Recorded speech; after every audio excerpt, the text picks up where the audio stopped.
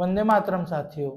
मैं अमित मनहरे अखिल भारतीय विद्यार्थी परिषद से अमिटी यूनिवर्सिटी रायपुर छत्तीसगढ़ का छात्र संघ अध्यक्ष आप सबको बताना चाहता हूं कि पिछले शनिवार देर रात हमारे कॉलेज के हॉस्टल परिसर में एक घटना घटती है। उस घटने में गर्ल्स हॉस्टल के कमरे में एक लड़का पाया जाता है, जिसके पश्चात छात्र और छात्रा दोनों को उनके माता पिता को बुलाकर उनको हॉस्टल से निष्कासित कर दिया जाता है। जिसके अगले ही दिन हमको सूचना मिलती है कि जो लड़की थी वह अपने घर में फांसी लगाकर आत्महत्या कर लेती है।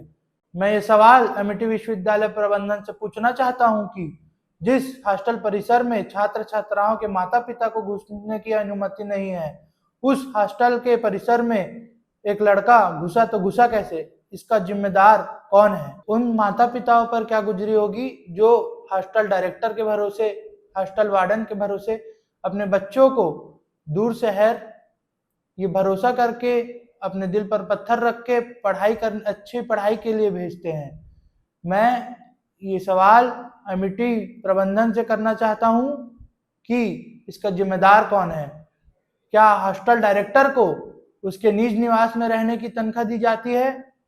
मैं ये मांग एमिटी विश्वविद्यालय प्रबंधन से करना चाहता हूं कि जो जिम्मेदार व्यक्ति है उसके ऊपर एफआईआर हो, उसके ऊपर उचित कार्रवाई हो।